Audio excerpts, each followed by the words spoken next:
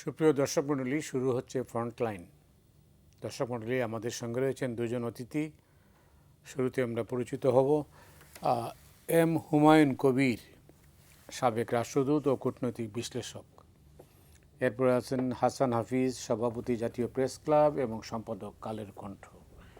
দুজনকে স্বাগত জানাচ্ছি স্টুডিওতে। ধন্যবাদ আপনাকে। আজকের বিষয়ে শুরুটা রাজনীতি, এরপরে কূটনীতি তো অবশ্যই আছে। রাজনীতি মানেই হচ্ছে গোটা সপ্তাহ জুড়ে কিন্তু আওয়ামী লীগ নিষিদ্ধ, মানে কার্যক্রম নিষিদ্ধ, বিচার না হওয়া পর্যন্ত। তো এই বিষয়টা দিয়ে শুরু করি আপনাকে দিয়েই কবির ভাই। সেটা হচ্ছে যে আপনি জানেন যে একটা গেজেট হয়েছে আজকেই, কার্যক্রম তার আওয়ামী লীগ এবং তার অঙ্গ সংগঠন যারা আছে তাদের সবার কার্যক্রমই নিষিদ্ধ করা হয়েছে। তো এটাতে বাংলা রাজনীতিতে কি প্রভাব পড়তে পারে? এই ধরনের একটা রাজনৈতিক সিদ্ধান্ত, যদিও এর একটা মানে ভিন্ন মতো দেখা যাচ্ছে, সেটা আমি পরে আসছি। ধন্যবাদ আপনাকে। আসলে এটা একটা ঐতিহাসিক সিদ্ধান্ত হিসেবে মনে করা যেতে পারে। তার কারণ হলো, বাংলাদেশে অথবা তারও আগে থেকে যদি আমরা পাকিস্তান আমল থেকেই যাই, এদেশের রাজনৈতিক বিবর্তনের সাথে কিন্তু আওয়ামী লীগের সংযুক্তি বহুকালের। 1949 সালে যাত্রা শুরুর পর থেকে ধরেন 54 সালের নির্বাচন, আমাদের জাতিসত্তার বিকাশের সাথে তখনকার আওয়ামী লীগের নেতৃবৃন্দ, ইনফ্যাক্ট মৌলানা ভাসানী, হোসেন শহীদ সোহরাওয়ার্দী, তারপরে বঙ্গবন্ধু শেখ মুজিবুর রহমান, তো এরা ওতপ্রোতভাবে তখন আমাদের এই জাতীয় সত্তা বিকাশের সাথে সম্পৃক্ত ছিলেন। 71 সালে বা 70-এ নির্বাচনে আওয়ামী লীগ সংখ্যাগরিষ্ঠতা পাওয়ার পরে যখন পাকিস্তানি শাসক গোষ্ঠী তারা নির্বাচনের ফলাফল গ্রহণ করলেন না, তখন কিন্তু আমরা বাঙালি জাতি হিসেবে তখন আমরা মুক্তিযুদ্ধের, তারা আমাদের উপর আক্রমণ করলো, আমরা মুক্তিযুদ্ধে গেলাম।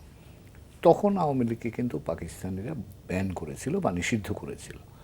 তো প্রেক্ষাপটটা কিন্তু একটু ভিন্ন ছিল। তার কারণ হচ্ছে ততক্ষণে কিন্তু বাংলাদেশের এই মুক্তিযুদ্ধ আওয়ামী লীগকে ছাপিয়ে জনযুদ্ধে রূপ নিয়েছিল।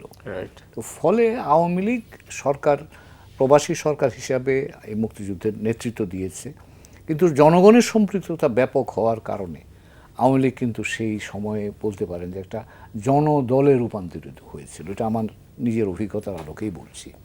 তখন আওয়ামী লীগের কোনো আলাদা আইডেন্টিটি ছিল না, it's a part of the whole movement. আমাদের মুক্তিযুদ্ধ সকল মানুষ অংশগ্রহণ করছে, তার সাথে গুটি কয়েক মানুষ বাদে, এবং তার সাথে আওয়ামী লীগ এটার বেনিফিটটা পেয়েছে। মুক্তিযুদ্ধের পরে ধরেন আমরা তরুণ প্রজন্ম হিসেবে আমার মনে আছে, আমরা যেভাবে স্বপ্ন দেখেছিলাম বাংলাদেশের পরে, যে বাংলাদেশটা যেভাবে সাজবে বা যেভাবে বাংলাদেশটা তৈরি হবে, অন্তত 2-3টা আইডিয়া তো তখন আমাদের প্রোক্লেমেশন অফ ইন্ডিপেন্ডেন্স যেটা ছিল 10ই এপ্রিলে, সেখানে যে 2-3টা জিনিস ছিল গুরুত্বপূর্ণ, সেই স্বপ্নটা কিন্তু আমাদের মধ্যে তরুণ প্রজন্ম হিসাবে তখন ছিল। একটা হচ্ছে ধরেন আমরা একটা গণতান্ত্রিক বাংলাদেশ চাই, কারণ গণতান্ত্রিক বাংলাদেশের জন্যই তো এই পাকিস্তান এই আমাদের এসপিরেশন বা এই চিন্তাটাকে থামিয়ে দেওয়ার চেষ্টার বিপরীতে তো আমরা মুক্তিযুদ্ধে গিয়েছি। দ্বিতীয় যেটা ছিল যে একটা বৈষম্যহীন সমাজ, কারণ আমরা বৈষম্যের শিকার হয়েছিলাম। সামাজিক ন্যায় বিচার আরেকটা জিনিস ছিল, কিন্তু সামহাও সেই জিনিসটা কিন্তু তখনও আসেনি। ফলে তরুণ প্রজন্মের মুক্তিযুদ্ধের পরে কিন্তু আমরা তরুণ প্রজন্মের আরেকটা এক ধরনের বলতে পারেন বিদ্রোহ আমরা দেখেছি। তারা কিন্তু সেই প্রত্যাশা বা সেই তাদের স্বপ্নটাকে নিয়ে তারা সামনে যাওয়ার চেষ্টা করেছে। রাষ্ট্র ব্যবস্থার সাথে তাদের সংঘাত হয়েছে। পরবর্তী, আপনি জাসদের কথা বলছেন? আমি জাসদ বলছি, অন্য বামপন্থী যারা ছিল সকলেই ছিল, যারা বাংলাদেশটাকে এই আলোকে, মুক্তিযুদ্ধের প্রোক্লেমেশন আলোকে দেখবার চেষ্টা করেছিল। এবং তার ফল হিসাবে কিন্তু আমরা দেখেছি গিয়ে 1975 সালে আওয়ামী লীগকে, বঙ্গবন্ধু নিজে আওয়ামী লীগকে কিন্তু তখন বিলুপ্ত করে বাকশাল করলেন, কিন্তু তাতে করে সেই সেকেন্ড টাইম আওয়ামী লীগ বিলুপ্ত হলো। পরবর্তীতে আবার থার্ড টাইম আইয়ুব খানের সময় 58-এ আওয়ামী মুসলিম লীগ বন্ধ হয়েছিল। এটা অ্যাবডো করেছিল, মানে আইন ও যারা নির্বাচনে যাতে না আসে, ইলেকশন বডিজ ডিসকোয়ালিফিকেশন অ্যাক্ট করে তখন আওয়ামী লীগের লোকজনকে ইলেকশনের অংশগ্রহণ থেকে বিরত করেছিল, মানে দল হিসাবে বলছি। এখন এরপরে ধরুন আওয়ামী লীগের পুনরুত্থান ঘটেছে, তার কারণ হলো সামাজিক শক্তি হিসাবে আওয়ামী লীগ তখনও পর্যন্ত সামাজিক প্রত্যাশাটাকে ধারণ করেছিল। এইবারে প্রেক্ষাপটটা একটু ভিন্ন আমার কাছে মনে হচ্ছে। তার কারণ হচ্ছে এখানে দুইটা জিনিস আছে। একটা হচ্ছে যে একটা প্রজন্মের বিবর্তন বা প্রজন্মান্তর ঘটেছে এই বাংলাদেশে। আমরা যারা মুক্তিযুদ্ধের সময়কার মানুষ, আজকের তরুণ প্রজন্ম কিন্তু আমাদের প্রজন্মের চাইতে তাদের প্রত্যাশাটা ভিন্ন। কারণ আমি তরুণ হিসাবে, ঢাকা বিশ্ববিদ্যালয়ের ছাত্র হিসাবে আমরা যেভাবে বাংলাদেশের বাস্তবতার সাথে পরিচিত ছিলাম, আজকের তরুণ কিন্তু তারুণের ভাবনাটা ভিন্ন। কাজে একটা প্রজন্মের এক প্রজন্ম থেকে আরেক প্রজন্মে আমরা যাচ্ছি। এই একটা নতুন বাস্তবতা যে বিষয়টা এখনকার এই সিদ্ধান্তকে প্রভাবান্বিত করছে। যারা রাস্তায় নেমেছে, যারা দাবি করছে সে গত অগাস্ট থেকে শুরু করে যে এটা বিচার হোক, দল নিষিদ্ধ হোক, ইত্যাদি ইত্যাদি। আর আরেকটা যেটা হয়েছে যে এখানে একটা বড় ধরনের ক্রাইম অনুষ্ঠিত হয়েছে, যা মানে আপনি যদি বলেন একটা বড়, যেটা ইউএন ফ্যাক্ট ফাইন্ডিং রিপোর্ট যেটা ক্যাটালগ করেছে, এর ফলে কিন্তু এই যে অপরাধ, মানবতা বিরোধী অপরাধ যেটা হয়েছে, এই অপরাধের দায় কিন্তু কাউকে না কাউকে নিতে হবে। এবং যেহেতু যারা সরকারি ছিলেন তখন, তাদের কাঁধে সে দায়িত্বটা আসে। এবং সেখানে কিন্তু আপনি জাস্টিসের দাবি আসছে, অ্যাকাউন্টেবিলিটির দাবিও আসছে। তো কাজে এই দায়টা কিন্তু এখন আছে। এবং এখনকার এই প্রেক্ষাপট থেকে কিন্তু আওয়ামী লীগকে আজকে যেটা জনদাবির মুখে সরকার যে সিদ্ধান্তটা নিয়েছে, এখন আওয়ামী লীগ কিন্তু তারা সেটা প্রত্যাখ্যান করেছে বা তারা সেটা গ্রহণ করছে না। কিন্তু গ্রহণ না করলেও তারা তাদের এই দায়গুলো কীভাবে নির্বাহ করবে তার উপরে নির্ভর করে আগামী দিনে আওয়ামী লীগের অবস্থানটা কী হবে বা জনগণের কাছে তাদের গ্রহণযোগ্যতা কোন। অনেক ধন্যবাদ আপনাকে। হাসান হাফিজ, আপনি জানেন যে 54 বছরের বাংলাদেশে 24 বছর শাসন করেছে আওয়ামী লীগ 3 দফায়। তারা শেষ যেটা 15.5 বছর, এই 15 বছরের শাসনের জের হচ্ছে তাদের এই নিষেধাজ্ঞা, পরিণতি, অবশ্যম্ভাবী পরিণতি। সেই পরিণতিটা কেন হইল? এটাই তো হওয়াটা স্বাভাবিক ছিল। কারণ আপনি নির্বাচন ব্যবস্থা ধ্বংস করে ফেলবেন, তিনটা নির্বাচনকে আপনি প্রহসনে পরিণত করবেন, রাতের নির্বাচন করবেন, আমির ডামির নির্বাচন করবেন, বিনা প্রতিদ্বন্দ্বিতার নির্বাচন করবেন, আপনি ধর্ষণের সেঞ্চুরি করবেন, আপনি আবরার ফাহাদ বুয়েটের ছাত্র তাকে পিটিয়ে মেরে ফেলবেন।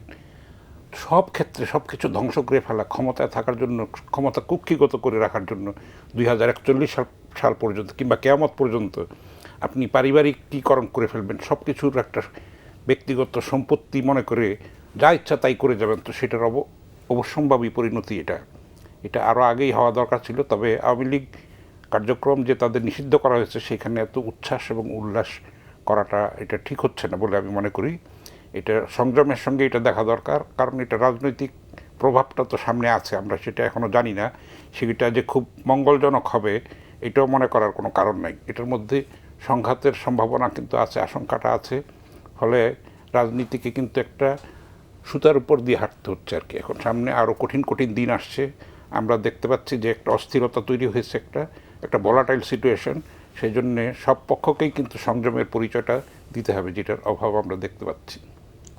এই যে গণহত্যার দায়, যেটা বলা হচ্ছে যে গণহত্যার দায় তারা স্বীকার করে নাই, ভুল স্বীকার করে নাই, সেই কারণেই তাদের এই পরিণতি। আপনি অবশ্যই এটা তো, হ্যাঁ অবশ্যই এটা শেখ হাসিনার দ্বারা আওয়ামী লীগ নিহত হয়েছে, এটা পরিষ্কার। এবং উনি বললেন যেটা বাকশাল নিহত মানে মৃত্যু হয়েছে। হ্যাঁ না, অপমৃত্যু হয়েছে এটা বলতে হবে। কারণ অপঘাতে মৃত্যু হয়েছে, সেটার তারা নিজেরাই কিন্তু নিজেদেরকে এটা আত্মহত্যা বলতে পারেন আর কি। তো এটা আওয়ামী লীগ হয়তো ভবিষ্যতে আসবে, কিন্তু কবে আসবে এটা কেউ বলতে পারে না, জ্যোতিষী ছাড়া আর কেউ বলতে পারবে না, সময় লাগবে। তবে সেইটা পরিশুদ্ধ আওয়ামী লীগ হতে হবে, আগেকার মডেলে আগেকার ছাঁচে হবে না। সেটাও বিপজ্জনক। মুসলিম লীগও একসময় দাপুটে দল ছিল, সেটাও কিন্তু বিলুপ্ত হয়ে গেছে। তো এইভাবে লেবু কচলাতে কচলাতে দড়ি টানতে টানতে এমন অবস্থা হয়েছে যে ছিঁড়ে গেছে দড়িটা। ফলে বাংলাদেশের রাজনীতির আকাশে কিন্তু দুর্যোগের ঘনঘটা আছে বলেই আমি মনে করি। কি সেটা মানে সেটা একটা অনিশ্চয়তা থাকতে পারে রাজনীতির বলয় যে এটা কি হবে। এবং সবাই তো আর অন্য দলে যোগদান করবে না। আওয়ামী লীগের নেতাকর্মীর সংখ্যা তো বিপুল, সারা দেশেই তৃণমূল পর্যায়ে আছে, এবং সবাই অপরাধী তাও না। তো তারা কিছু কিছু অন্য দলে যোগ দেবে, আবার অনেকে দেবে না। তারপরে আবার চোরাগোপ্তা হামলা করবে, ঝটিকা মিছিল করবে, আরও সেটা সন্ত্রাসী পর্যায়েও চলে যেতে পারে, সেই আশঙ্কাগুলি তো আছে। তো সেইটাকে ফেস করার জন্য সেরকম পুলিশ বাহিনী, গোয়েন্দা বাহিনী বাংলাদেশের তাদের সক্ষমতা আছে বলে আমি মনে করি না। তারপরে তো আপনি দেশের বাইরেও ষড়যন্ত্র আছে, মদদ আছে, ইন্ধন আছে, দেশের ভেতরেও আছে। কারণ এত দিনকার একটা ভেস্টেড ইন্টারেস্ট তাদের কিন্তু দোসররা আছে, বিভিন্ন সেক্টরে আছে, স্তরে স্তরে আছে, 2 স্তর 3 স্তরে আছে। ফলে সেগুলি তারা কিন্তু সুযোগ পেলেই কিন্তু ছবলটা দেবে। সেগুলি আমরা দেখেছি, এর মধ্যে ম্যানিফেস্টেশন অনেক দেখেছি। এই অন্তর্বর্তী সরকার অতিশয় নিরীহ সরকার, তাদের বিরুদ্ধে কত বিদ্রোহ যে হয়েছে, মধ্যরাত্রের একটা সংস্কৃতি তৈরি হয়েছে। সবই এক্ষুনি দিতে হবে, এক্ষুনি অটোপাস দিতে হবে, এক্ষুনি আনসারদের চাকরি দিতে হবে, নানান ক্ষেত্রে কিন্তু ডিস্টারবেন্স হয়েছে এই সরকারের। কিন্তু তাদের একটা ম্যান্ডেট আছে, যে ছাত্রগণ অভ্যুত্থানের যে ম্যান্ডেট, সেটার বলেই তারা ক্ষমতায় আছে। তারা আশা করি যে দ্রুত নির্বাচন দিয়ে সসম্মানে তারা প্রস্থান করবে, সেটাই আমরা প্রত্যাশা করব। কিন্তু সেগুলির ক্ষেত্রে নানান ধরনের বাধাবিঘ্ন আসছে। তখন চাপের মুখেই কিন্তু আওয়ামী লীগকে তারা ব্যান করতে বাধ্য হয়েছে। নির্বাহী আদেশে একটা রাজনৈতিক দল নিষিদ্ধ, এই নিয়ে বেশ সমালোচনা আছে। আপনি কি মনে করেন? সমালোচনা আছে। এটা আসলে করাটা দরকার ছিল, তৎক্ষণাৎই করা দরকার ছিল। সেটা নিয়েও তো অনেক বিতর্ক আছে। কেন ওরটা কেন বঙ্গভবনে নিতে হলো, এটা শহীদ মিনারে হওয়ার কথা, নানান ধরনের কথা আছে, নানান ধরনের মতবাদ আছে। তো এটা না বিপ্লবী না সেরকম, কি বলবো, এটা তো একটা, যদি সত্যিকার অর্থে বলি, একটা জগাখিচুড়ি একটা অবস্থা। এখন আস্তে আস্তে শেপ নেবে, ট্রায়াল অ্যান্ড এররের মধ্যে দিয়ে আমরা এগোবো। শঙ্কা আছে, আবার সম্ভাবনার রাস্তাও আছে, হয়তো কিছু পাবো আমরা। সব কিছু তো অ্যাবসলিউট পাবো না, এটাও আশা করাটা ঠিক না। এবং অন্তর্বর্তী সরকারের হাতে আলাউদ্দিনের আশ্চর্য প্রদীপ নেই, ঘষা দিলেই দৈত্য এসে বলবে যে সমস্যার সমাধান রাতারাতি করে দিলাম। এটা সম্ভব না। সামনে কিন্তু রাজনৈতিক দলগুলির জন্য বড় চ্যালেঞ্জ হচ্ছে এই জুলাই স্পিরিটটা যদি তারা ধারণ করতে না পারে, তাহলে তারা বিপদে পড়বে। কারণ আগেকার মডেলের সনাতনী চিন্তায় কিন্তু রাজনীতি করলে আর হবে না, জবাবদিহিতা থাকবে। এখন কিন্তু আগের মতো রাত্রে ভোট হবে না, পুলিশে জিতিয়ে দেবে না, তারপরে নানান ব্রাইব করে আমলাতন্ত্রকে, আপনি কিছু মনে করবেন না, তো তাদেরকে তো এত গলা পর্যন্ত দিয়ে কিনেই ফেলেছিল, মানে বশংবদ করে ফেলেছিল, রাষ্ট্রকে একটা ধ্বংস করে ফেলেছিল একটা পরিবারতন্ত্রের মধ্যে দিয়ে। তো সেই অবস্থাটা এখন থাকবে না। এখন ঘরে ঘরে যেতে হবে, জবাবদিহিতা থাকবে, ভোটের ব্যাপার আছে, সেটা একটা কঠিন হয়ে গেছে। পলিটিক্স কিন্তু এখন অনেক ডিফিকাল্ট হয়েছে। ফলে আগেকার মতো সেরকম সনাতনী চিন্তাভাবনায় রাজনীতি করলে হবে না। সেই কেমিস্ট্রিটা চেঞ্জ হয়ে গেছে, আমি মনে করি অনেকখানি চেঞ্জ হয়েছে। অনেক ধন্যবাদ আপনাকে কবির ভাই। আপনি জানেন যে যেটা হাসান হাফিজ বলার চেষ্টা করলেন, কিন্তু রাজনীতি এখন যেটা টালমাটাল রাজনৈতিক অবস্থা, এটা স্বীকার করতেই হবে যে রাজনীতির স্থিতি নেই রাজনীতিতে। দেশে এমনি অর্থনৈতিক অবস্থাতেও অন্যরকম চলছে, আপনি জানেন। তো এই যখন অবস্থা, তখন একটা সামনে যে চ্যালেঞ্জটা আসছে, রাজনীতির দল নিষিদ্ধ করা তো সহজ, টিকিয়ে রাখাটা তো খুবই কঠিন। তো সেই কারণে এটা নির্ভর করে সরকারের পারফরমেন্সের উপর। সরকার যদি সফল হন, সরকার যদি সর্বক্ষেত্রেই সফল হয়, তাইলে এই ধরনের সিদ্ধান্ত নেওয়া খুব সহজ। আর না হলে পরিস্থিতিটা যে কোনো সময় যে কোনো দিকে মন নিতে পারে। আপনার কি মনে হয়? ধন্যবাদ আপনাকে। আমি হাসান হাফিজ ভাই যেটা বললেন এবং আপনি যে প্রসঙ্গটা আনলেন, এই সরকারের বৈধতাটাই কিন্তু তার পারফরমেন্স বেসড। অর্থাৎ এই সরকারের যত ভালো পারফর্ম করবে, মানুষ তত এই সরকারটাকে গ্রহণ করবে। রাইট। তো কাজেই এই জায়গাটা খুব গুরুত্বপূর্ণ জিনিস কিন্তু। তো কাজেই পারফরমেন্সের দিক থেকে এখানে এই সরকারকে মনোযোগী থাকতে হবে যতদিনই থাকে। এখন যেটা আপনি বললেন যে, এবং যেটা হাসান হাফিজ ভাই বললেন, এটাও আমি মনে করি পরিস্থিতি বদল হয়েছে, এটাও সত্যি কথা। আমি যখন তরুণদের সাথে কথা বলি, এই গত জুলাই অগাস্টে আন্দোলনের সময় আমি যখন দেখছিলাম, তখন আমি নিজে, আমরা কি করতাম আমাদের বয়সে, এসে 70-71 সালে আমরা কি করেছি, সেটার সাথে আমি নিজে বসে বসে তুলনা করতাম। তুলনা করতে গিয়ে আমার কাছে মনে হয়েছে কয়েকটা জিনিস। একটা হচ্ছে, তারা যে আমাদের চেয়েতে তারা অনেক বেশি উদ্ভাবনী শক্তি রাখে। আপনি যে স্লোগানগুলি দেখেছেন, কোনো স্লোগান, আমরাও এক সময় স্লোগান দিয়েছি, এদের স্লোগানের সাথে আমাদের স্লোগান আকাশ পাতাল তফাৎ। আমাদেরগুলো উজ্জীবিত করেছিল মানুষকে। তোমার আমার ঠিকানা, পদ্মা মেঘনা, যমুনা, ঢাকা না পিন্ডি, ঢাকা ঢাকা, আমরা এসব স্লোগান দিয়েছি। কিন্তু এবার আপনি খেয়াল করবেন, এদের যে স্লোগানগুলো আমাকে সত্যি সত্যি আমাকে এটা বুঝিয়েছে যে এই প্রজন্মকে আমরা যেভাবেই দেখে থাকি, এই প্রজন্ম অনেক বেশি ইনোভেটিভ, এটা তারা কিন্তু প্রমাণ করেছে, 1 নম্বর। 2 নম্বর, আমার কাছে মনে হচ্ছে তারা অনেক বেশি তারা সাংগঠনিকভাবে অনেক বেশি সৃজনশীল। আপনি এই যে 6 জন নেতৃবৃন্দকে ধরে নিয়ে যাওয়া হলো, তারপরেও আন্দোলনটা কিন্তু থেমে থাকেনি, খেয়াল করবেন। তো কাজে তার অর্থটা কি? তারা এমনভাবে একটা নেটওয়ার্ক তৈরি করেছিল যে ওই 6 জন কেন, এরকম আরো হয়তো কয়েকজন গেলেও তারা আন্দোলন থামে, স্তরে স্তরে নেতৃত্ব, স্তরে স্তরে নেতৃত্ব অসাধারণ। এবং এখনকার বাস্তবতা এটা সম্ভব, আমাদের সময় সেটা সম্ভব ছিল না, কারণ আমরা হায়ারার্কিক লিডারশিপে চলেছি আমাদের সময়। এরা কিন্তু হরাইজন্টাল লিডারশিপে চলছে। মনে আছে 165 জন না কতজন সারা দেশে অনেক সমন্বয়ক তৈরি করেছিল। So this is reflective of the new environment. 2011 সালে তিউনিসিয়াতে যে আন্দোলন হয়েছিল মনে আছে, এবং এরপরে তাকে ভরসা করে ইজিপ্টে যে আন্দোলনটা হলো সেই 11-12 সালে, ওটা কিন্তু ইন্টারনেট বেসড মুভমেন্ট ছিল, কেউ নেতা ছিল না। কিন্তু এই যে মোবারকের বিরুদ্ধে যে আন্দোলন হয়েছে, কোনো একজনের নেতা ছিল না, ডিজিটাল প্ল্যাটফর্মের বেসিস এটা হয়েছে। এই প্রজন্ম কিন্তু আমাদের গত আন্দোলনটাকে এই ডিজিটাল হরাইজন্টাল প্ল্যাটফর্মের বেসিসে নিয়ে গেছে। সো আমাদের পুরনো প্রেক্ষাপট থেকে যখন আমি দেখি, আমার কাছে তো মনে হয় যে এটা বুঝতেই পারছি না আমরা, আমাদের জন্য অসুবিধা হচ্ছে যে এটা কীভাবে তারা মানে সম্ভব করলো। প্লাস দেখেন, আপনি লিডারশিপ দেখেন, ওদের লিডারশিপের মানে এরা আমার বিবেচনায় আন্দোলনের সময় এই 1.5 মাস 2 মাস সময় ধরে খুব কম ভুল, কিন্তু তারা খুব কম ভুল সিদ্ধান্ত নিয়েছে, এবং সিদ্ধান্তগুলো তাদের বয়সের তুলনায় অনেক বেশি ম্যাচিওর ছিল বলে আমার কাছে মনে হয়েছে। তো এই কথাগুলো এই জন্যে বললাম, যেটা হাসান হাফিজ ভাই বললেন, আপনাকে তো এই বাস্তবতার উপরই রাজনীতিটা করতে হবে, এই তরুণ প্রজন্মের প্রত্যাশার উপরেই তো আপনাকে করতে হবে, কারণ এরাই তো ফিউচার বাংলাদেশে। এই ফিউচারটাকে আপনি এখন কিভাবে তৈরি করেন, ফ্রেম করেন, তার উপর নির্ভর করবে আপনি কতটা সফল রাজনীতিকভাবে হবেন কি হবেন না। তো কাজেই এই পরিবর্তিত প্রেক্ষাপটটাকে মনে রেখেই করতে হবে, এবং এটা বদলে গেছে। আমি ওদের সাথে যখন কথা বলি, তারা অনেক বেশি ইনফরমেশন দাবি করে, চায়।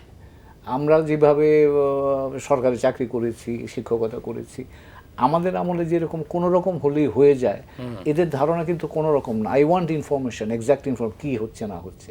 ওরা অনেক বেশি অ্যাকাউন্টেবিলিটি চায়, আপনাকে দায়িত্ব দেওয়া হয়েছে, আপনি দায়িত্ব পালন করলেন কি না। তো কাজেই এই জিনিসগুলো ওরা, এবং এদের এখনকার প্রেক্ষাপটটা কিন্তু হচ্ছে জাস্টিস, আমার যা রাইট এটা আমি চাই, আমাকে আপনি দিতে হবে, যদি না দেন আমি আপনাকে অ্যাকাউন্টে নিয়ে আসতে পারি বা আপনার অ্যাকাউন্টেবল করতে পারি।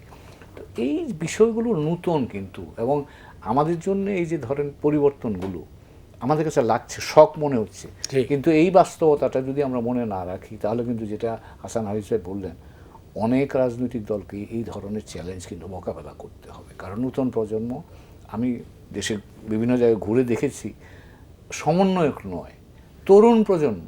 আমি রাষ্ট্রবিজ্ঞান বিভাগের ছাত্র বা শিক্ষকতাও করেছি। রংপুরে এক ছেলে, কলেজের রংপুর ইউনিভার্সিটির এক ছেলে আমাকে লেসন দিয়ে দিয়েছে, দাঁড়িয়ে সে আমাকে কতক্ষণ এই মানে গভর্নেন্সের উপর একটা 10 মিনিটের বক্তৃতা দিয়ে দিয়েছে। I was deeply impressed. ওখানকার ছেলে এই বিষয় যদি জানতে পারে, then it reflects a generational awareness. তারা একটা নতুন চিন্তা ভাবনা করছে, যেটাকে আমাদের মাথায় রেখে ভবিষ্যতে আমাদের এই রাজনৈতিক কাঠামোটাও পুনর্বিন্যাস হয়তো করতে হবে। অনেক ধন্যবাদ হাসান হাফিজ। আপনি জানেন যে বিগত যে আন্দোলন ঠিক না, মানে অভ্যুত্থান, সেই অভ্যুত্থানের অন্যতম লক্ষ্য ছিল গণতন্ত্র। সেই গণতন্ত্রের দিশা কি আপনি পেয়ে গেছেন না পাচ্ছেন? কিছুটা তো পাচ্ছি, হতাশ হওয়ার তো আমি কারণ দেখছি না। আসলে এটা তো শুরু হয়েছিল নিরাপদ সড়ক থেকে, তাই না? কোটা আন্দোলন হলো, তারপরে সরকার একের পর এক এত বেশি ওভার কনফিডেন্ট হয়ে গেছে, মানে তারপরে আপনি দেখেন যে যখন এটা কোর্টে গেল, ব্যাপারটাকে এটা লিঙ্গার করলো। আবার এদেশে কিন্তু মধ্যরাত্রেও কোর্ট বসেছে, সেটাকে বুঝতেই পারে না, এটা সরকার এটা বুঝতে পারে, কারণ দে আর ডেস্টাইন টু, তাদের ডেস্ট্রয় যে হবে তারা, সেটা কিন্তু তারা নিজেরাই সেই নিয়তির দিকে ধাবমান হচ্ছিল দ্রুত। তারপরে এই যে ঠাট্টা করে ছাত্রীরা বলেছে যে তুমি কি আমি কে, রাজাকার, এই আয়রনিটাও বুঝতে পারে নাই শেখ হাসিনা, এটা বুঝতেই পারে নাই, এটাকে আক্ষরিক অর্থে নিয়েছে। কিন্তু সেই বিদ্রোহটা, সেই রোকেয়া হলের মেয়েরা যখন রাত্রেবেলা বেরিয়ে গেল, তখন এটা সারা দেশে দাবানলের মতো ছড়ে, আপনি যেটা বললেন ডিজিটাল বিপ্লব, এবং তারা অনেক ম্যাচুরিটির পরিচয় দিয়েছে। আর একটা ফিনোমেনন হচ্ছে, সত্যের খাতিরে এটা বলতে হবে, যত ছাত্র আন্দোলন আমরা দেখেছি সেই 52 থেকে ধরে 52, 62, 66, 69, 71, 90, 24, সে সময়কার ছাত্ররা কিন্তু ক্ষমতার ধারে কাছে আসতে চায় নাই, ছাত্র নেতৃত্ব। কিন্তু এইবার একটা গুণগত একটা কিন্তু পরিবর্তন আছে, সেটা কিন্তু এটার বিপজ্জনক দিকও আছে। ক্ষমতা, প্রতিপত্তি, আপনার দম্ভ, এগুলি কিন্তু মানুষকে ভালো পথে নেয় না, সেগুলি সবাই হজমও করতে পারে না, এটা আমরা দেখতে পাচ্ছি। তো এটার আমি বিস্তারিত বিশদ আলোচনায় যেতে চাচ্ছি না, কারণ সহিষ্ণুতার অভাব এখনও আমাদের দেশে আছে এবং এই মুহূর্তে অনেক বেশি। যতই আমরা এটার সহিষ্ণুতার জন্য, সংযমের জন্য কথা বলছি, গণতান্ত্রিক পরমত সহিষ্ণুতার কথা বলছি, কিন্তু বাস্তব অবস্থাটা সেরকম নয়। তো ফলে এইটাও একটা বড় ধরনের ফিনোমেনন, সেটাও পলিটিক্সে একটা প্রভাব ফেলবে। ভালো কি মন্দ সেটা এখনই বলার সময় আসেনি, এটা এখনো it's too early two comment. এটা আমার একটা অবজারভেশন আর কি, যে ক্ষমতার কাছাকাছি যাওয়া এবং অ্যাসপিরেশন তৈরি হয়েছে, এটা কিন্তু আগে আমরা লক্ষ্য করি নাই কখনো। আপনি তো এটাকে বিপজ্জনক বলেই মন্তব্য করলেন। বিপজ্জনক দিক আছে এটা। কেন বিপজ্জনক? বিপজ্জনক কারণ আপনি কম বয়সে সেটা ধারণ করা তো মুশকিল। আপনি ইসলাম ধর্মেও যদি দেখেন, আপনি নবুয়ত পেতেও তো আপনার 40 বছর লাগে, একটা ম্যাচুরিটি। আপনার বাংলাদেশের আগেকার কনস্টিটিউশনে তো 35 বছর লাগে রাষ্ট্রপতি হওয়ার জন্য, তাই না? একটা মানে বয়সের ব্যাপার আছে। এখন ওরা তো একেবারে স্কুল লেভেল থেকে এবার আন্দোলনটা করেছে সর্বস্তরে, এবং এটা সাধারণ মানুষ নেমে এসেছে। মানুষ এত অতিষ্ঠ হয়ে উঠেছিল হাসিনার অপশাসনে, অতিষ্ঠ হয়ে মানে দুর্বিষহ জীবনযাপন মানে করেছে। এই মেট্রো রেল দিয়ে, পদ্মা সেতু দিয়ে কী হবে, এত মেগা প্রকল্প দিয়ে কী হবে যদি আপনার কথা বলার স্বাধীনতা না থাকে, আপনার নিরাপত্তাটা না থাকে, আপনি গুম করবেন, খুন করবেন, আপনি মানে হাজার হাজার কর্মী, নেতাকর্মীকে, এই রাজনৈতিক দলগুলি যে এতদিন ধরে সংগ্রাম করেছে, তো ছাত্ররা ফিনিশিংটা দিয়েছে, কিন্তু তাদের রাজনৈতিক দলগুলির ইয়েকে আমরা অস্বীকার করলে তো হবে না। তারা গুমের শিকার হয়েছে, তারা ফেরারি জীবনযাপন করেছে, কত লোক পঙ্গু হয়ে গেছে, এত মানুষের প্রাণ গেছে, তারপরে আওয়ামী লীগের মধ্যে কোনো অনুশোচনা নাই। তো সেই দলকে কেন মানুষ ক্ষমা করবে? ক্ষমা করার তো কোনো প্রশ্নই ওঠে না। সেইটা নতুন আওয়ামী লীগকে আসতে হবে, সেরকম নাকে খত দিয়ে আসতে হবে, তাদের চিন্তা চেতনার মধ্যে পরিবর্তন ঘটিয়ে সময়ের উপযোগী যেই দাবি, সেইটাকে চাহিদা, সেটাকে ধারণ করে তারপরে নতুন আওয়ামী লীগ আমরা দেখতে চাই। সেটা কিন্তু অনেক সময় সাপেক্ষ ব্যাপার, এই মুহূর্তেই এটা বলা যাবে না। অনেক ধন্যবাদ হাসান হাফিজ। কবির ভাই, এটা হলো যে যেটা বললেন যে অনুশোচনা নেই আওয়ামী লীগের, তো এটা তো দেখতেছি আমরা অন্য রাজনৈতিক দলের বেলায়ও একই। 1971 সনের ভুলের জন্য জামাত ইসলামী তো ক্ষমা চায়নি, আওয়ামী লীগও একই ভুলই করতে যাচ্ছে।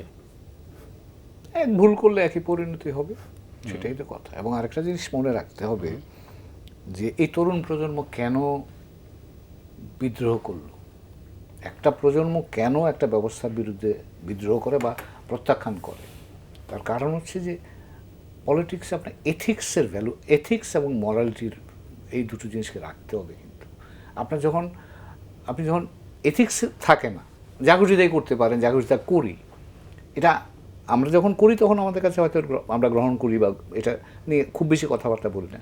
কিন্তু তরুণ প্রজন্ম কিন্তু চ্যালেঞ্জ করবে এবং সেটা করেছে কিন্তু। এবং নীতিনৈতিকতাহীন, বাস্তব নীতিনৈতিকতাহীনতাটাও কিন্তু তারা গ্রহণ করেনি।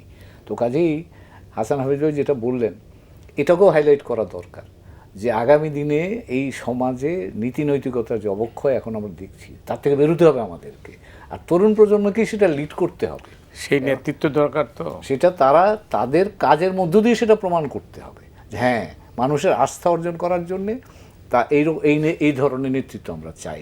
কারণ আমরা তরুণ প্রজন্ম আছে, আমরাও তো বুড়ো মানুষ, আমরাও তো আছি সমাজে, তো কাজেই আমাদেরও তো বিশ্বাসটা অর্জন করতে হবে। তো সেই জন্যে আমি মনে করি হাসান হাফিজ যেটা বললেন, ক্ষমতা টক্সিকই কারণে ক্ষমতার সাথে সাথে কিন্তু ক্ষমতা ক্ষয় করে মানুষকে, দেয়ার চেতে বেশি নেয়, এটাকে ইতিহাস তাই বলে, এবং বিভ্রান্ত করে অনেক রাইট। সময়। তো কাজেই আপনাকে এই পাদপীঠে আপনি যখন এই আলোতে থাকবেন, তখন আমরা খেয়াল রাখতে হবে যে এর কিন্তু একটা করোসিভ ইফেক্ট আছে, আপনাকে তার থেকে দূরে থাকতে হবে যদি আপনি আস্থা অর্জন করতে চান। এবার একটু রাজনীতির বাইরে দেখি দুনিয়াতে কি ঘটছে এবং কি ঘটবে। সেটা হচ্ছে ভারত পাকিস্তানে 87 ঘন্টা একটা যুদ্ধ হয়ে গেল। সেই যুদ্ধে এখন প্রশ্ন উঠেছে কার লাভ কার ক্ষতি। অভিজ্ঞ কূটনীতিক হিসাবে আপনি কিভাবে এটা দেখছেন? তারপরে আমি হাসান হাফেজের কাছে যাব। ধন্যবাদ আপনাকে। না, এটা তো খুবই টান টান, খুবই উত্তেজনাময় একটা সময় গেল গত কয়েকটা দিন। দুই তিনটা বিষয় আমি বলবো। যেমন ধরেন, আমি প্রথম প্রেক্ষাপট যেভাবে দেখব সেটা হচ্ছে, যেহেতু আমি কূটনীতিক জগতে কাজ করেছি, স্বভাবতই এই বিষয়ের আগ্রহটা একটু বেশি ছিল। আমার কাছে মনে হয়েছে যে কূটনীতিতে বা কূটনীতিক প্রেক্ষাপট থেকে ভারত জিনিসটাকে যেভাবে ব্যাখ্যা করেছে বা যেভাবে ন্যারেটিভটা তৈরি করেছে, এই ন্যারেটিভটা কিন্তু আন্তর্জাতিক সম্প্রদায় খুব একটা গ্রহণ করেনি। তার অর্থ হচ্ছে যে পেহেলগামে যে ঘটনাটা ঘটেছিল এর সাথে পাকিস্তান যুক্ত আছে বা পাকিস্তানে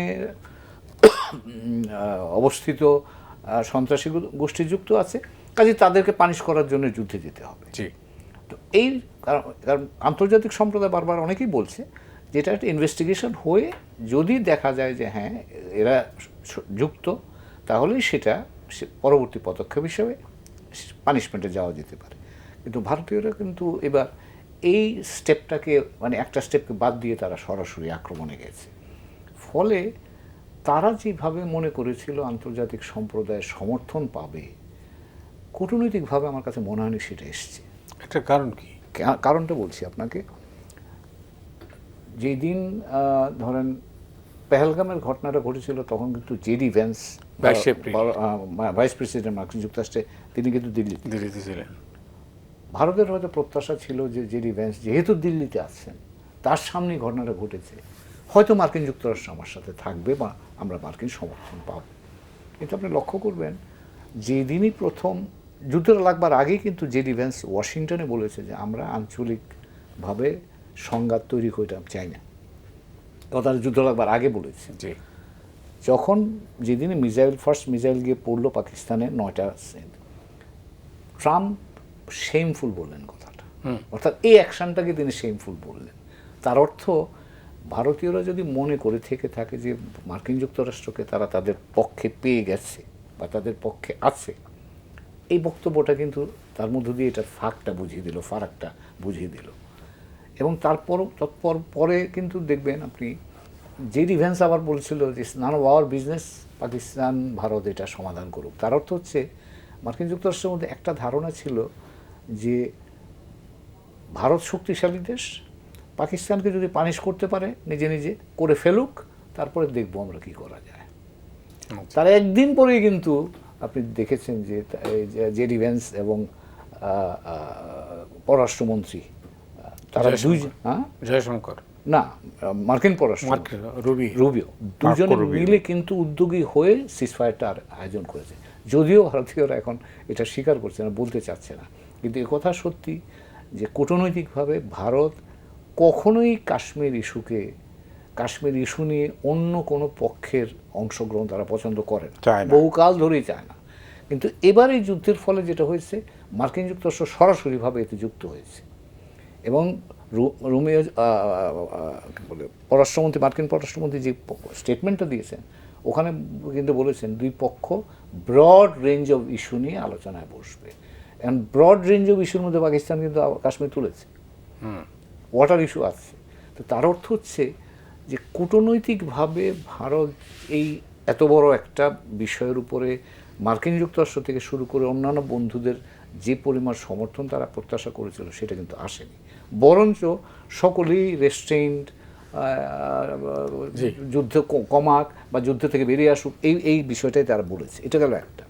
দ্বিতীয় যদি আসে, সামরিক ব্যবস্থাপনায়ও কিন্তু খুব বেশি ভালো হয়েছে বলে আমার কাছে মনে হয় না, কারণ তাদের সর্বোত্তম বিমান ভূপাতিত হয়েছে। পাকিস্তানিরা যেভাবে তাদের উপর চড়াও হয়েছে, তারা এখন বলছে আমরা তো সন্ত্রাসীদের ঘাঁটি নষ্ট করতে চেয়েছিলাম। এটা কোনো যুক্তিসঙ্গত কথা হয়? আপনি আরেকটা দেশের ভিতর আক্রমণ করলে এটাকে আপনি সন্ত্রাসী ঘাঁটি বলেন আর যাই বলেন, পাল্টা আক্রমণ তো আসতেই পারে। তো এখন আপনি বলছেন এই ন্যারেটিভ আমরা যুদ্ধ করতে চাইনি, তার অর্থ হচ্ছে যে তারা তাদের ন্যারেটিভটা ঠিকমতো সাজায়নি, বা তারা ঠিক যেইভাবে তাদের যুদ্ধ প্রস্তুতি শেখানো, তারা কিন্তু খুব ভালো কিছু করতে পেরেছে বলে আমার কাছে মনে হয় না। তো সামগ্রিক বিবেচনায় আমার কাছে ভারতের জন্য এটা খুব ভালো একটা সময় ছিল বলে মনে হয় না। এবং এই সমস্যাটা পার হয়ে গেছে তা নয়, কিন্তু আজকেই তাদের 12 তারিখ, তো আজকে আজকে তাদের 2 DGMO মিলিটারি অপারেশনস 2 দেশের পাকিস্তান ভারতে বসবার কথা একটু বোধহয় পোস্টপোন করে দিয়েছে, বসতে হবে। তারপরে ধরেন এই যে ব্রড রেঞ্জ অফ ইস্যুর মধ্যে এখন তো কাশ্মীর এগেইন ইন্টারন্যাশনালাইজড, এটা ট্রাম্প বলছে মধ্যস্থতা করবে। ইয়েস, মধ্যস্থতা করা মানে এটা কিন্তু ভারতের জন্য একটা স্ট্রং নেগেটিভ একটা ইন্ডিকেশন। তো তাই কী দাঁড়ালো যে কূটনৈতিকভাবে তারা যেই প্রত্যাশা করেছিল সেটা পায়নি, সামরিকভাবে তারা যেরকম চাপ সৃষ্টি করবে ভেবেছিল সেটা মনে হচ্ছে না এখন পর্যন্ত। ক্ষতিও ভারতের বেশি হয়েছে। তো কাজে এই অবস্থা আপনি কিভাবে দেখেন ভারত পাকিস্তান যুদ্ধ? না, ওটা 87 ঘন্টার ইয়েতে একটা হিসেবে দেখা গেছে যে ভারতের ক্ষতি 20 কিংবা 22 গুণ বেশি হয়েছে। আর এটা বোধহয় ভাবতে পারেনি পাকিস্তানের এইভাবে কঠোর জবাবটা দিবে। এবং আপনি আরও জানেন যে ওয়াইসি কিন্তু কঠিন স্ট্যান্ড নিয়েছে, এটা কিন্তু পাকিস্তানের পক্ষে নিয়েছে। তো ফলে একটা অন্যরকম পরিস্থিতি তৈরি হয়েছে। আবার ইরানের সঙ্গে আমেরিকার যেরকম একটা মানে বৈরিতার মধ্যেও একটা কিন্তু মানে আলাপ আলোচনার একটা ক্ষেত্র তৈরি চলছে। ফলে খুব ইজিলি বলা যাবে না, ঢালাওভাবে একটা জেনারেলাইজ করা যাবে না যে কোনখানে কি হচ্ছে। তবে এই জিনিসটা ভালো যে যুদ্ধবিরতিটা এবং খুব কম সময়ের মধ্যে যে তাদের মতো মানে বোধোদয় হয়েছে দুই পক্ষেরই, একটা ফেস সেভিংয়ের ব্যাপারও বোধহয় এটার মধ্যে আছে। কারণ ওই যে ভীতিকর গোয়েন্দা তথ্যের ভিত্তিতেই কিন্তু ভারতকে আমেরিকা বলেছে যে এটা বন্ধ করো, না হলে বিপদ হবে। তো সেটা তারা মানতে বাধ্য হয়েছে। আপনি বললেন যে তারা সেটা স্বীকার করতে চাচ্ছে না, সেটাও আর একটা কিন্তু কূটনৈতিক ব্যর্থতাই অবশ্যই আমরা বলবো। তো যাক, এটা আমাদের জন্য ভালো, কারণ আমাদের মধ্যে তো ডাইরেক্ট প্রভাবটা এসে পড়তো। এবং হজের মৌসুম এখন, কাশ্মীরের অনেকে হজে যেতে পারেনি, তো তারা নিরীহ কাশ্মীরিরা কিন্তু মানে তাদের প্রাণ ভয়ে তারা অতিষ্ঠ হয়ে আছে, মানে বিপজ্জনক অবস্থার মধ্যে আছে। এটা তো ঠিক না। কাশ্মীরের স্বায়ত্তশাসন তো দিতে হবে, কিংবা মুক্তিকামী কাশ্মীরের স্বাধীনতার জন্য যে আকাঙ্ক্ষা এবং তারা যে যুদ্ধ করে যাচ্ছে সেটাকেও তো সম্মানটা করতে হবে। তো এটা এখন প্রথমবারের মতো বোধহয় ইন্টারন্যাশনাল ফোরামে এলো আর কি, যেটা সবসময় ভারত চেয়েছে যে নিজেদের মধ্যে রাখতে, দ্বিপাক্ষিক বলে। ভারত তো আপনি জানেন একজন ঝানু কূটনীতিক হিসেবে যে সার্কটাকেও নষ্ট করেছে তারা। তো এটা হলেও আমরা একটা আঞ্চলিক শক্তি হিসাবে আমরা ইউর মতো হয়তো হইতে পারতাম না, কিন্তু একটা ঐক্যটা তো দরকার। এখনকার আগেরকার কনসেপ্টে তো চলবে না যে মানে এত বৈরিতা করে সম্ভব না, শত্রুর সঙ্গেও কিন্তু একটা ডায়ালগ থাকতে হয়। তো ফলে সেখানেও চেঞ্জ হয়েছে, শুধু বাংলাদেশের পলিটিক্সে যে চেঞ্জ হয়েছে তা না, ইন্টারন্যাশনালিও কিন্তু চেঞ্জ হয়েছে, মেরুকরণগুলি চেঞ্জ হয়েছে। তো দৃষ্টিভঙ্গিগুলিও সেরকম হবে। এটা স্বস্তির কথা, আনন্দের কথা বাংলাদেশের জন্য যে যুদ্ধটা সেভাবে হয়নি। তো এখন আলাপ আলোচনার মাধ্যমে কিন্তু অনেক কিছু সমাধান করা সম্ভব, অনেক ভুল বোঝাবুঝিও দূর করা সম্ভব। আমরা চাইব যে একটা শান্তি ফিরে আসুক এই উপমহাদেশে, আমরাও যেন শান্তিতে বসবাস করতে পারি। আমি একটু যোগ করি হাসান হাফিজ ভাইয়ের সাথে, খুব চমৎকার করে উনি বললেন। দেখেন যুগটা কীরকম পাল্টেছে। প্রেসিডেন্ট ট্রাম্প যাচ্ছেন কিন্তু সৌদি আরব, কুয়েত এবং ইউএই সফরে। যে খবর ওয়াশিংটন থেকে আসছে সেটা হচ্ছে যে তিনি প্যালেস্টাইন রাষ্ট্রকে স্বীকৃতি দিতে পারেন। আমরা কি ভাবতে পারি এটা? না, অবশ্যই না। এবং ইরানের সাথে মার্কিন যুক্তরাষ্ট্র কথা বলছে যে নিউক্লিয়ার ডিল যেটা JCPOA 2015 সালে করেছিল, সেটা তো ট্রাম্প প্রশাসনই বাতিল ওখান থেকে উজ্জ্ব করেছিল। ট্রাম্প প্রশাসনই এখন ইরানের সাথে চেষ্টা করছে ইসরায়েলকে সাইডে রেখে। এবং গত সপ্তাহে কিন্তু হুতিদের সাথে মার্কিন যুক্তরাষ্ট্র যুদ্ধবিরতি চুক্তি করেছে ইসরায়েলকে বাইরে রেখে। মানে অনেক কিছু ঘটনা ঘটছে, যে ঘটনাগুলো প্রথাগত ধ্যান ধারণার বাইরে ঘটছে। তো সেটা কিন্তু এটাও আমাদের মনে রাখতে হয় যে বৈশ্বিক পরিবেশ অনেক বদলাচ্ছে। আমাদেরও কিন্তু এই যেটা হাসান হাফিজ ভাই বললেন, আমি একেবারেই একমত ওনার সাথে, যে শুধু আমাদের এখানে বদলাচ্ছে না, বাইরের অনেক কিছু অভাবনীয় কিছু ঘটনা ঘটছে আছে। কিন্তু চীন এবং মার্কিন যুক্তরাষ্ট্র তাদের জেনেভাতে আলোচনায় কিন্তু তারা তাদের এই শুল্ক 90 দিনের জন্য বন্ধ রাখতে, কমিয়ে আনতে তারা রাজি হয়েছে। অনেক ঘটনাবলী কিন্তু ঘটছে। আবার তুরস্ক মিডিয়েট করছে রাশিয়া এবং ইউক্রেনের, রাইট, ইউক্রেনে। এবং পুতিন সাহেব for the first time meet করছেন জেলেনস্কিকে, যেটা মানে অসম্ভব মনে হয়েছে 10 দিন আগেও বা 15 দিন আগেও। অর্থাৎ বৈশ্বিক প্রেক্ষাপটও কিন্তু বড় ধরনের একটা পরিবর্তন হচ্ছে, এবং এর ফলাফল কী হবে আমরা এখন জানি না, কিন্তু পরিবর্তনের ইঙ্গিতগুলো আমরা দেখতে পাচ্ছি। এবং বলা যায় যে এক ধরনের নূতনত্ব, কিছু কিছু ইতিবাচক দিকও আছে। রাইট, ইতিবাচক, সেটাই বলছি। সেটা কি ইতিবাচক? এখন ভুল বুঝাবুঝির কথা বললে তো একটা দূর হয়, কারণ আমি আপনাকে আক্রমণ করব, আপনিও পাল্টা আক্রমণ করবেন, তাতে তো দুইজনেরই কম বেশি ক্ষতি তো সবারই হবে, তাই না? সেটা যদি আমরা বুঝতে পারি তাহলে যুদ্ধ কেন আমরা করব? আমরা আলাপ আলোচনা করব, ভুল বুঝাবুঝিতে দূর করব, পারস্পরিক শ্রদ্ধাশীল হব, ছাড় দেব আমরা, তাহলেই তো একটা শান্তির পৃথিবী আমরা হয়তো পেতে পারি। কবির ভাই, আপনি কি মনে করেন যে এই যুদ্ধের পরে এখন দুই দেশেই কিন্তু রাজনৈতিকভাবে মানে নিজেদের মধ্যে নিশ্চয়ই একটা রাজনৈতিক কী হবে, প্রতিক্রিয়া হবে? বিশেষ করে ভারতে বিহারে নির্বাচন আছে এবং পশ্চিমবঙ্গে নির্বাচন আছে। ওইদিকে পাকিস্তানে তো আপনি জানেন যে ইমরান খানের ফেট লেখা হয়ে গেছে আবারও এই যুদ্ধের মধ্যে দিয়ে। এখন সেনা মানে বিশেষ করে সামরিক বাহিনী এখন শীর্ষে অবস্থান করছে। তো কি দাঁড়াবে এটা বলা মুশকিল দক্ষিণ এশিয়ার জন্য, কারণ আমি ভারতীয় কিছু মিডিয়া, আপনারা দুজনই মিডিয়া জগতের নেতা, এবার যে পরিমাণ মিস ইনফরমেশন এবং মেইন স্ট্রিম মিডিয়া যেভাবে নিজেদেরকে উপস্থাপন করেছে, তাতে আমি খুব বেশি আশাবাদী হওয়ার সুযোগ দেখছি না। কোনো অবজেক্টিভ অ্যাসেসমেন্ট হচ্ছে বলে আমার কাছে মনে হয় না। ভারত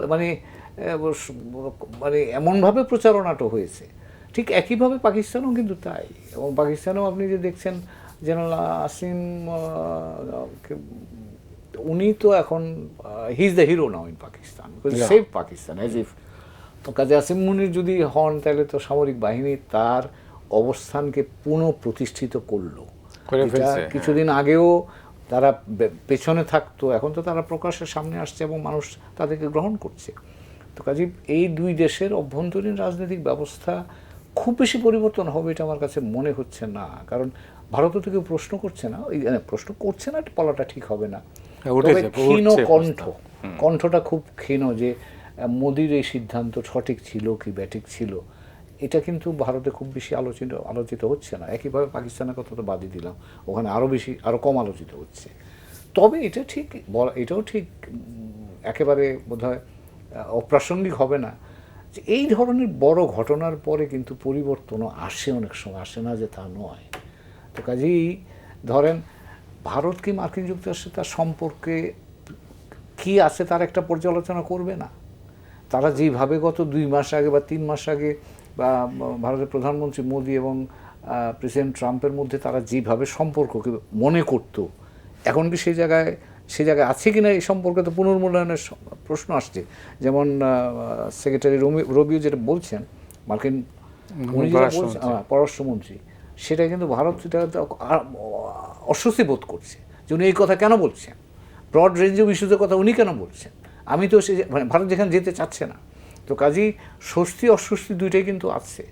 তারপরে ধরেন চীনের সাথে আপনি আশ্চর্য হবেন কি না, চীনের সাথে চীনের পররাষ্ট্রমন্ত্রী অজিত দোভাল সাহেবকে ফোনে কথা বলেছে তারা, দুই দেশের এই দক্ষিণ এশীয় অবস্থা এবং ভারত এবং চীনের মধ্যে সম্পর্ক কীভাবে স্বাভাবিক করা যায়। আমার কাছে তো একটু অদ্ভুত লাগছে, যুদ্ধ চলছে তার মধ্যে দুইজন এই বিষয়ে আলোচনা করছেন। আবার পাকিস্তানের পেছনে দাঁড়িয়ে আছে আবার চীনের অস্ত্র ব্যবহার হচ্ছে পাকিস্তানের হয়ে। অনেক কিছু ঘটছে, যে ঘটনাগুলো এখনো বলা মুশকিল। তবে আমি আশা করব, যেটা হাসান হাফিজ ভাই বলছিলেন, যে আমাদের মধ্যে যদি এই শুভবুদ্ধিটার উদয় হয় যে পৃথিবীতে অনেক কিছু অভাবনীয় ঘটনা ঘটছে, আমরা কি নিজেদের মধ্যেও কিছু জিনিস চিন্তা করতে পারি যেটা স্বাভাবিকভাবে হয়তো চিন্তা করতাম না। অনেক ধন্যবাদ। এই মুহূর্তে যে আলোচনায় যেটা আসলে ভুয়া সংবাদ, এই ভুয়া সংবাদটা হচ্ছে কিন্তু এইবারের যুদ্ধের অন্যতম চরিত্র। সাংবাদিক হিসেবে আপনি কীভাবে দেখছেন? এটা খুবই চিন্তার বিষয়, আসলে একটা গভীর উৎকণ্ঠার বিষয়। এখন আপনি যদি একটা খবরের পেছনে যদি ফ্যাক্ট চেকের কাছে পেছনে ছুটতে থাকেন, আপনার তো সময়ের অপচয় হবে এবং আপনি বিভ্রান্ত হতে থাকবেন। এগুলি হয়েছে আসলে সোশ্যাল মিডিয়া হয়ে একটা ব্যাপার, তারপরে আরও মিডিয়াগুলি দায়িত্বশীল ভূমিকা পালন করতে পারেন। আমাদের দেশের কনটেক্সটে যদি দেখি, আপনি নিয়ন্ত্রিত একটা গণমাধ্যম ছিল, আপনার ডিকটেট করতো কোনখানে কে যাবে, কে কী কথা বলবে, কে কী লিখতে পারবে। ফলে মানুষ অন্যদিকে তথ্য প্রবাহ হচ্ছে পানির মতো একটা, আপনি স্রোত যাবেই, এটা কোনো না কোনো দিক দিয়ে যাবেই, প্রবাহিত হবেই। তো মানুষ তো তথ্যের জন্য কাঙাল, এখনকার যুগ হচ্ছে তথ্যের যুগ। তো আপনি ইনফর্মড, আপনি বললেন যে নতুন জেনারেশন যেটা তাদের একটা অস্ত্র ছিল, সেটা তো ঠিকই।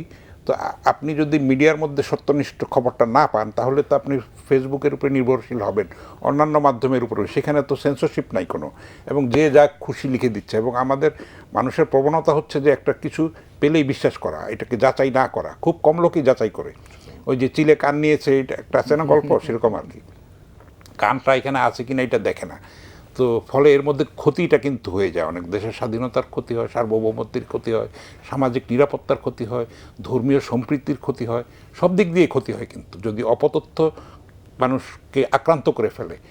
এটার থেকে বাঁচার উপায় হচ্ছে যে মিডিয়াকে দায়িত্বশীল ভূমিকা পালন করতে দেওয়া এবং নিজেরা করা, তাহলে মানুষ আস্থাশীল হবে। সেটা কঠিন এবং সময় সাপেক্ষও বটে।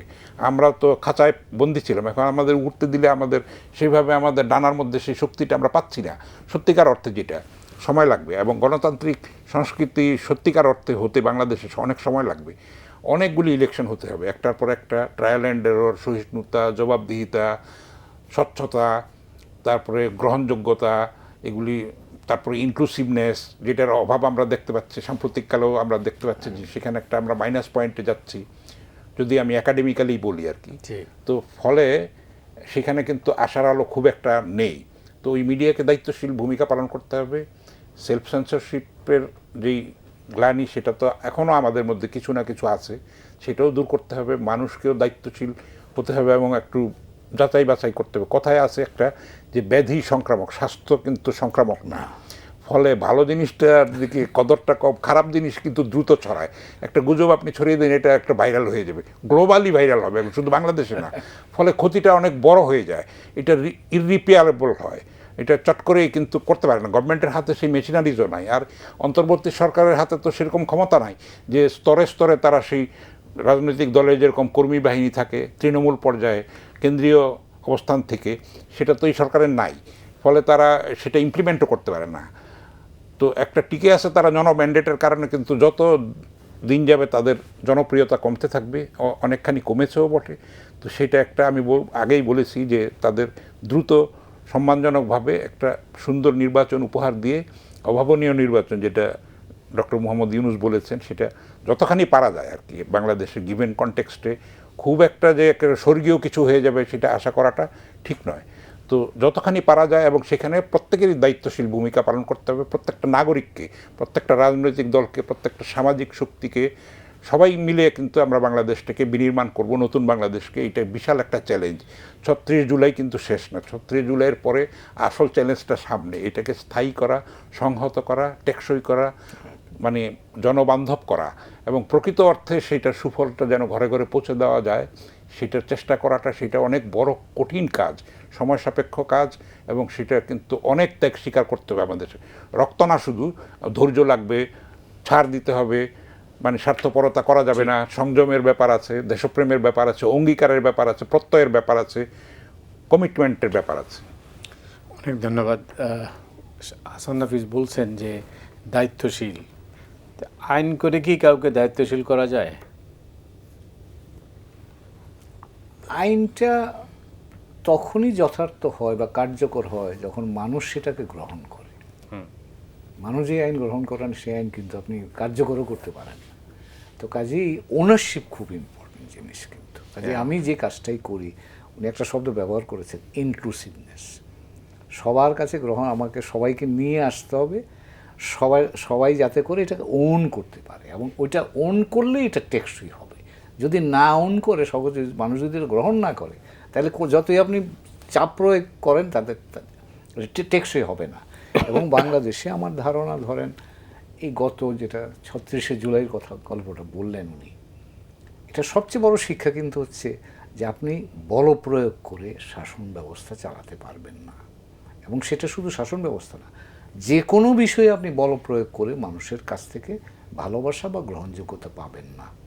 মানুষকে আপনি কনসালটেটিভ মেকানিজমের মধ্যে আনতে হবে, আলোচনার মধ্য দিয়ে আনতে হবে। আর আমরা যারা বিশেষ করে বাংলাদেশের মানুষ, তো আমরা ভাবাবেগ দ্বারা পরিচালিত হই। আপনাকে যদি আমি জিজ্ঞেস করি যে মতি ভাই আমি কি এটা করবো কি না, তাহলে আপনি কিন্তু মনে করেন যে আমার জিজ্ঞেস করেছে। আর যদি না জিজ্ঞেস করতে বলেন যে আমার জিজ্ঞেসও করলো। তো কাজে এটা কিন্তু আমাদের কালেকটিভ সাইকি আমরা বলছি। তো কাজে আজকের বাংলাদেশে যদি ভবিষ্যৎ বাংলাদেশ করতে চাই আমরা, যেটা উনি জি। বললেন, তো সেখানে কিন্তু এই জিনিসগুলো আমাদের মাথায় রাখতে হবে। অনেক ধন্যবাদ কবির ভাই আপনাকে, হাসান হাফিজ আপনাকেও অনেক ধন্যবাদ। দর্শক মণ্ডলী আজ এ পর্যন্তই, আপনারা সবাই ভালো থাকুন।